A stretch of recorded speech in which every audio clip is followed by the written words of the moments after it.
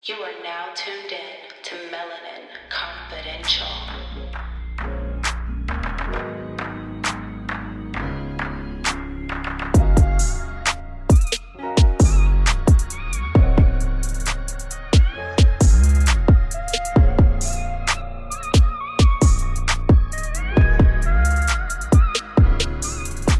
What is up, good people?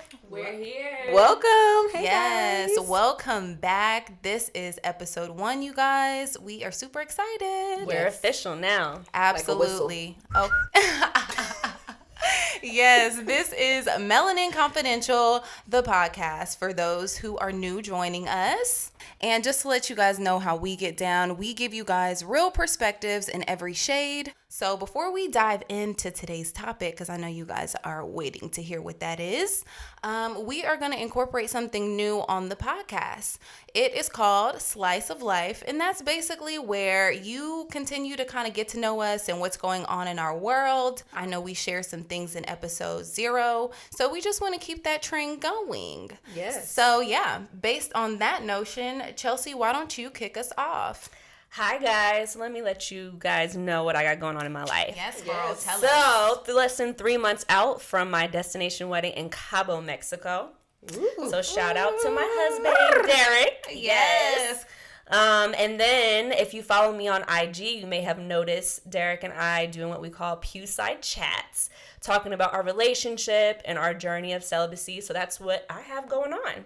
Very nice. I guess, yes, so excited. So, I guess I'll spin it off to you, Shay. Yes, hi guys, it's your girl Shay Jovan. Hey girl. Hey girl, hey people out there. So what I have going on recently is, if you guys have been following me on social media, you know that I have started my fitness journey again. I am a retired athlete, coming out of retirement, y'all. You got it, girl. You got it. So I've been working out and posting that, so hopefully I can motivate you guys to work out with me. And my other thing that I've been doing, which is really cool, is my concerts in the morning. My bathroom concerts is what I like to call them. And I see y'all loving them. People have been DMing me talking about, can they request songs? So well, can they? Y'all can DM me, like, let me know what y'all want to hear, even though my playlist be lit. But that's what I got going on. Nice. Well, it's your girl V, and what I got going on is a little boring, to be honest, but it's necessary. It's necessary. So here's the thing, you guys. I am really trying to work on being debt free. I feel like that's probably a goal we all have, but I'm really trying to like hone in on getting the finances together, having more financial freedom so I can travel, get my vlog on and all that good stuff. So one of the things I'm doing to have another source of income is real estate. Yes. So, yes. Congratulations. So basically, I'm going to start my official journey the beginning of the month. So I'm super excited, and I will definitely keep you guys posted on my journey. That's awesome. Nice. Yeah. It's not boring at all. Yeah, you're right. Sis. Encourage the people out here. Right. Yeah. So let's just go ahead and finally reveal what today's topic is. Dun, da, da, da. Dun, da, da, da. Today's topic is the standard of beauty. Yes. Beauty and sexuality, actually. Mm-hmm. Yes. So things are going to get pretty juicy. But one thing we did want to just go ahead and start off doing was kind of giving you guys some data. I was reading an article, and they were talking about how Dove conducted a survey of women in the United States this past year. And would y'all believe 82% of women believe social media drives the standard of beauty? Plastic surgeons are seeing a 31% increase as a result of how people want to view themselves according to social media. 47% of women in America say they become less confident about their bodies over time. So I definitely can believe that as well. Yeah, it should definitely be the opposite. That's what I was thinking too. Yeah, it does. And so I feel like the reason why I can actually believe that is because all of these facts that we went through pretty much tie into social media and the things that we see on social media. I don't know, ladies. I mean, I feel like it's a big part of our lives. What do y'all think about that? I mean, I think social media is good and bad. And it all depends on how you choose to use your social media. Who are you following? I know we've had conversations offline, and it's like, you really have to control what you take in, because it could either encourage you, have you feeling good, or have you feeling bad about yourself, and affect your confidence. I mean, obviously, you want to be confident in yourself, but I mean, we all have our times, so. Insecurity is kind of like an inherited human quality. We all have insecurity, but I will say I feel like social media has aided in us being more insecure. Yes. Unnecessarily insecure. Enhanced it tremendously. Yes, because we're human at the end of the day. But I also agree with Chelsea. There are some good dynamics about social media. There are people who have really good content out there. There are people who are doing the right thing with their platform, and I appreciate that. However, I feel like it's still less and few in between. Yeah, I would say the same thing, but to play devil's advocate, I do feel like at the end of the day, it's important for us as a community to not necessarily use social media to be like, oh, this is why the standard of beauty is defined. It really starts at home. It starts when we're young. Little girls, we need to pour into our young kings and queens and let them know that social media and the internet is a tool, but it shouldn't be your end all be all. It's a highlight reel. It is, because some of the things are very unrealistic, like the whole snapback movement. Like, that's crazy to me. I just feel like, even though I'm gonna say it right now, that Tiana Taylor is my body goals out here, That's everybody's body goals. I mean, she is, but I feel like at the end of the day, I feel like these women need to be more realistic about their journey. Yeah. Personally. Yeah. Or if you don't want to be real about it, then I know, like V, you always say, just either be honest or don't post about it, and then say, you can look like me if you do X, Y, and Z, or if you buy this. Forum, especially if you have a public profile. Like, you open up the forum for people to have dialogue, whether that's good or bad. So if you don't want, somebody commenting, and not to say, you could post something great and people still gonna comment, let's be honest. Yeah, they are. Yeah, because, a lot of people be trolling, unfortunately. Sure do. But, I just personally feel like either say it or don't say it, and expect the repercussions that come with that. I also feel like, why is that the ultimate focus once someone has a baby? You know what I'm saying? When you think about it, it's just kind of like what we go through. None of us have kids, but from what we've seen from our moms and close friends, your body goes through so much. Yeah. And so we need to be appreciative of how we turn out on the other side, whether it's ideal or not. My husband, Derek, better love me what I look like regardless. Okay, you hear me? Y'all heard that introduction where I am. After I birth your baby. I mean, I pray that I snap back, but if I don't, for better or for worse, my man, my dude, Yeah.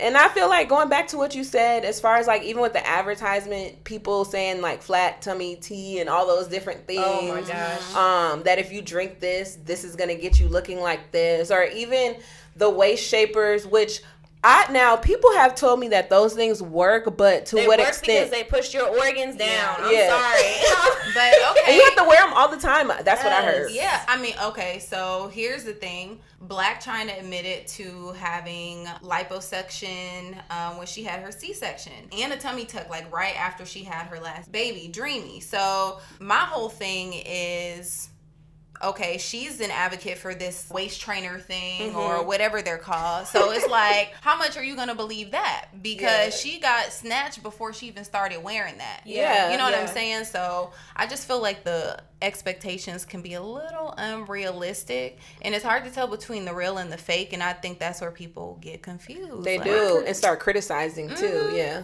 I just think, I mean, if you've had work done, there is nothing wrong with that. Nope. Yeah. Do what you do, whatever makes you happy, but just be honest about it. Like, don't be promoting that, knowing that you got nipped and tucked on the table, and then you got these girls out here thinking like, okay, if I just buy this, I'm gonna look like this, when that's not the case. Or they're doing it at such a young age that you're not even giving your body a chance to develop. If you feel like, oh, my boobs aren't big enough, or my butt isn't big enough, or I don't have enough curves, all that changes when you get closer to 30, honey, and then all of it changes when you have kids, from what I hear. Shoot, so I hope I get a nice lower half after I birth my babies. I know, right? Right. And so what do y'all think? Because I know I sent this to y'all on our, our little group chat that we have on Instagram. That crazy post of that lady in her body with that little bitty waist that looked like a filter, but we're not really sure if it is. Yeah, y'all. We don't know if you saw it on the Shade Room, but they posted it recently, and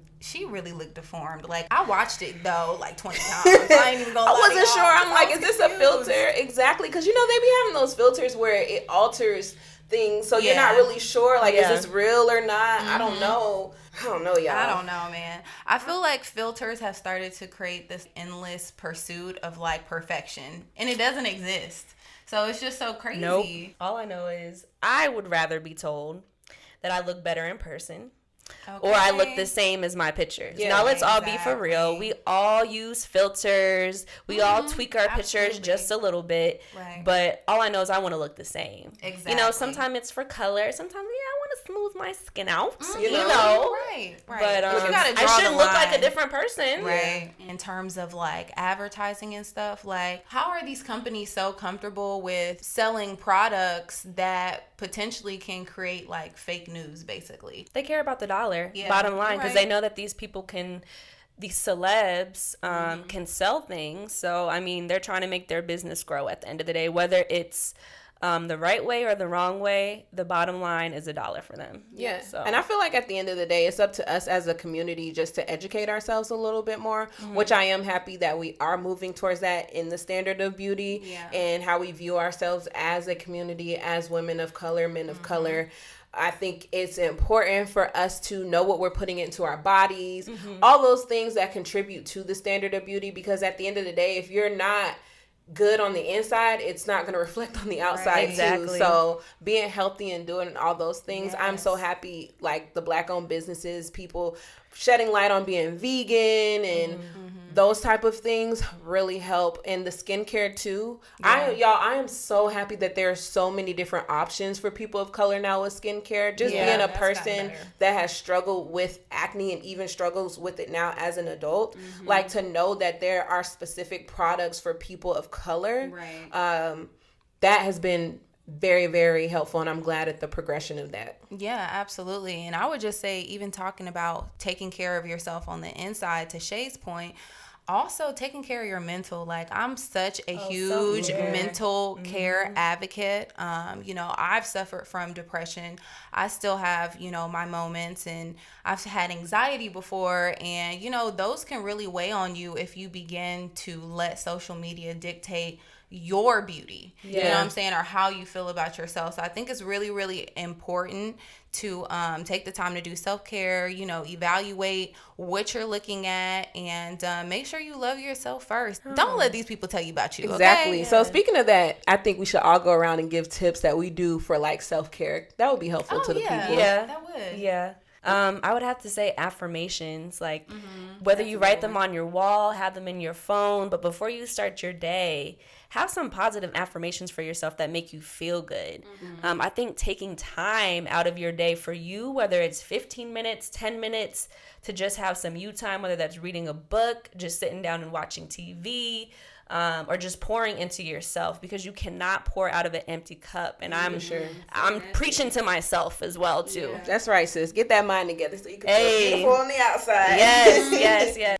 I would say for me, I think, as far as making myself feel beautiful, what I do for self-care is, and I kind of learned this from you, Chelsea, but just making sure, like, the undergarments feeling good. Yes, like, it helps, but it really does. That was a tip that you shared offline with us. And I was like, you know what? Let me try this. Let me make sure it's all looking good. And, you wake up and you're like, man, I look good. You look at yourself in the mirror. So I would say that has actually helped towards my self-care. Nice. And I appreciate that tip, sis. Like, that's a good one. She's talking about like matching your garments. You don't have to go all out, but have on the same color, a cute little set. I agree for sure. So apart from obviously how social media has contributed to beauty, there's so many standards as far as colorism, racism, and then in the workplace. So you guys want to kind of dig into that as well too? Yeah, I mean, as far as colorism goes, I'll say luckily I haven't had too much of an experience with that more so in the workplace. Okay. I think the only time I've ever really experienced that is when I lived in Boston. Previously, before moving back to Atlanta, it was very different, and I have a lot. Culture shock? It was a culture shock for Yeah. sure. Just even down to, you know, maybe me being a lighter skinned person and people automatically assuming that I'm Afro-Latina, or just even how people of an opposite race are treated in terms of their beauty and, you know, those different things. So I would say people think you would experience that in the South, but I haven't really experienced it too much here in Atlanta. So I don't know. I mean, I personally think that colorism is so bad for our community, and I feel like it actually kind of contributes to racism. It's counterproductive because pretty much we look like we are against our own people. So who's going to be for us? You know what I'm saying? I feel like as Black people, we need to represent and protect both ends of the color spectrum. Like Black is Black is Black is Black, and we need to pay closer attention, not using colorism as a crutch and not identifying ourselves and stereotyping ourselves. And I think you made a really good point, because we have so much to say what other outside races have to say about our community. But I mean, if we're not together as a community, a Black community ourselves, how can we expect people to respect us if we don't respect ourselves? Exactly. Like, we shouldn't have any standard when it comes to color. All shades of Black are beautiful. I hate when I hear, oh, you know, she's pretty for a dark-skinned girl. Excuse me? Exactly. No, she's pretty, period. period. Just like how you wouldn't like to be told, oh, you're pretty for a Black girl. It's the same thing. It doesn't make a difference if it's a Black person saying it or a white person saying it.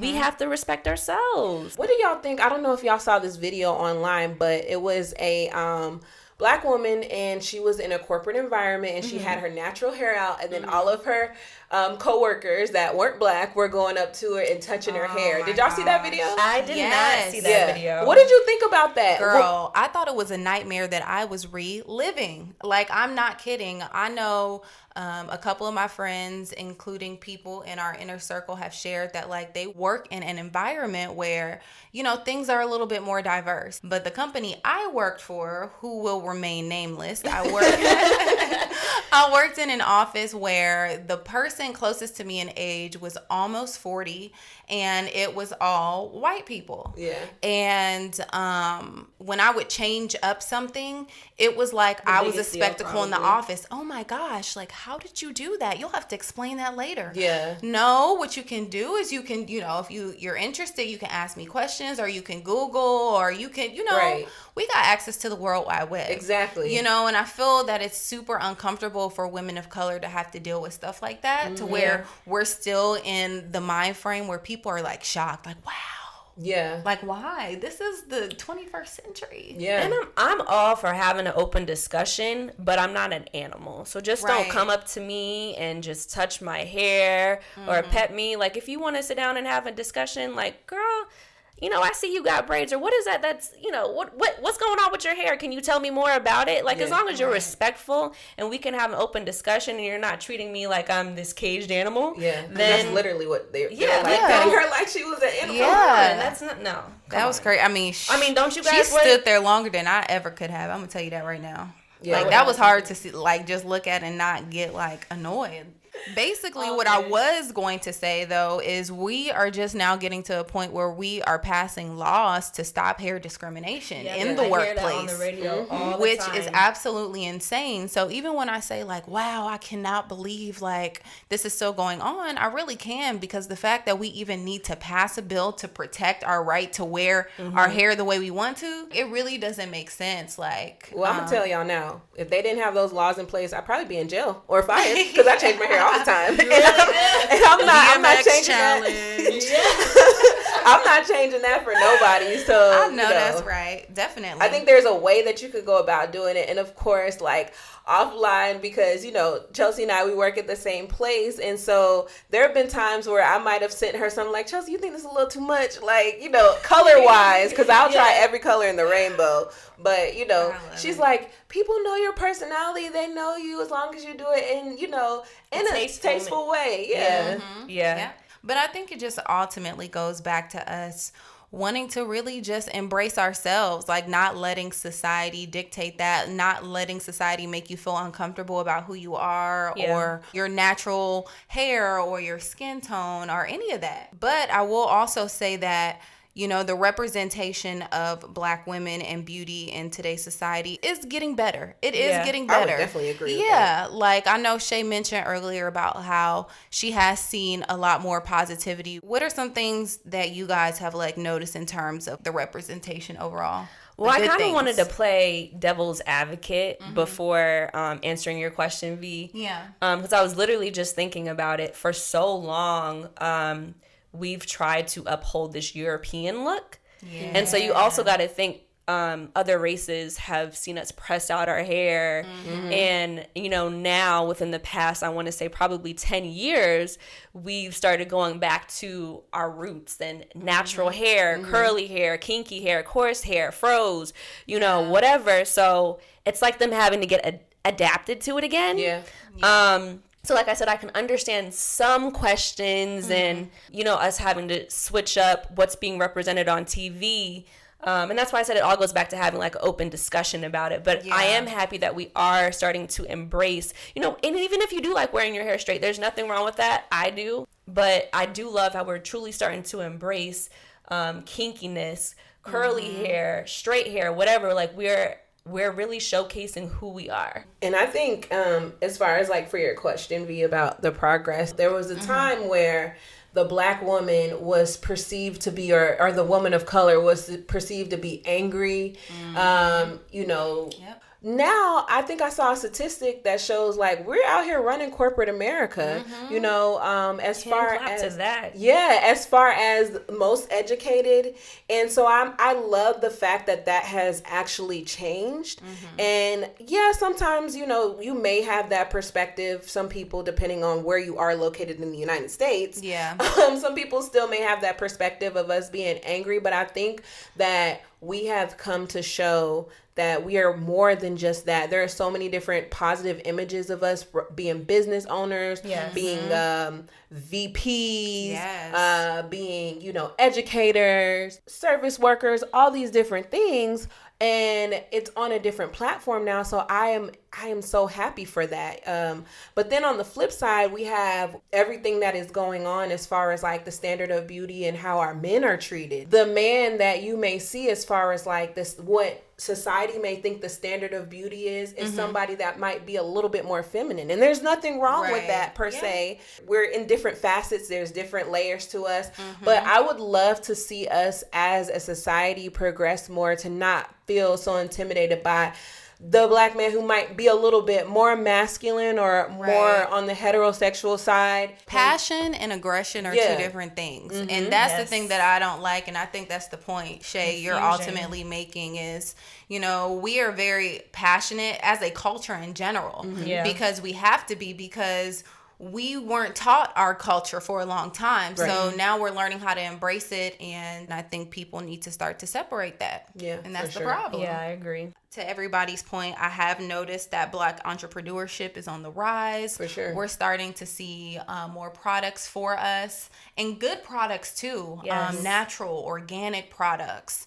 So I'm so excited to see that. I know earlier in the 2000s, they came out with some documentaries. Remember Chris Rock had his Good Hair documentary? That was a really that good was documentary. awesome. I feel like it started really to change the narrative back then. But we need to step that up again. Maybe we need something like that for the newer, younger generation. Because I remember seeing that, and I was really impacted. Yeah, I think so. And I think, like, as far as millennials go, at least from my observation of what I've seen, I think we have started to truly embrace the whole Black is Beautiful movement and getting back to our roots. But then when I look at some of the younger children, girl, I was not going to school with a full lace front in high school, face beat, lashes, and everything.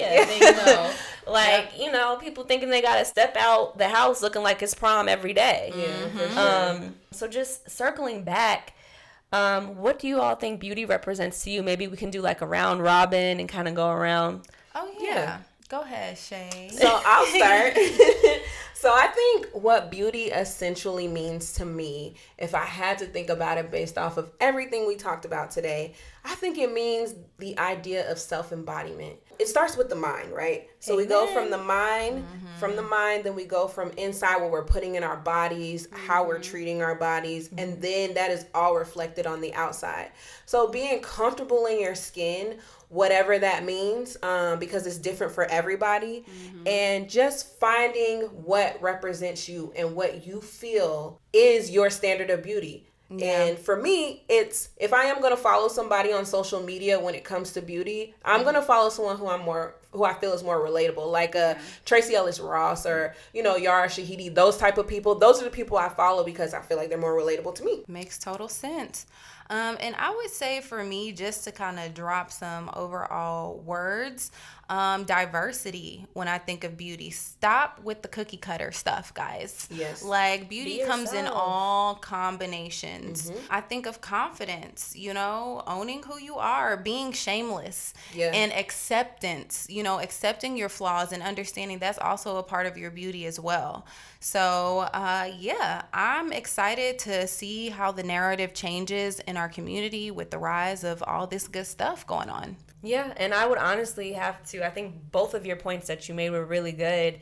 And I definitely am in agreement with beauty starting from the inside. If you don't love yourself, if you don't have that self-worth for yourself, then you can't expect somebody else to see that. Right. So it's more than just, it's more than just the outer beauty. You have to love your personality, showcase who you are, learn to grow into yourself, even if that's quirky, awkward or goofy, whatever, just love you. And when you love you, that exudes from the outside. Really and that outer beauty really comes out. Shine bright like a diamond, sis. Shine bright like a diamond.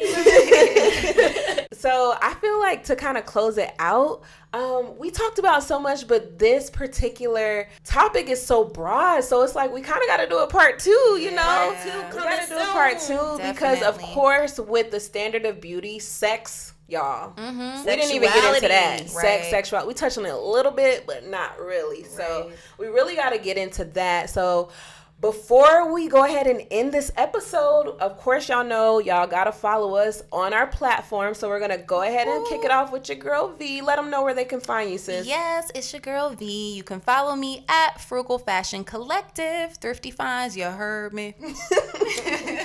Hey, it's your girl Chelsea, your budget-friendly travel queen. And you can follow me at Chels_Janae. And last but not least, it is your girl Shay Jovan, and you can follow me at Shay Jovan. And if you're looking for thrift finds, vintage fashion, I am your girl. 90s all day, 80s all day. And where can you find Melanin Confidential, ladies? Oh, that's an easy one. At Melanin_Confidential. Yes. We hope that you guys enjoyed our episode today and our perspectives. We want to hear your feedback. Make sure you comment and subscribe to all of our streaming channels for our podcast. Leave those reviews so we know what you guys like, what you don't like. Thanks and you can also feel free to DM us and even email us as well. Somebody tell them what the email is. Melanin.confidential3@gmail.com. Yes, hit us up on our email. So we love you guys. Yes, remember to love yourself. Yes. If you didn't get anything out of today, remember that. Okay, you're beautiful, darling. Yes. Gorgeous. Love Bye. Bye. Mwah.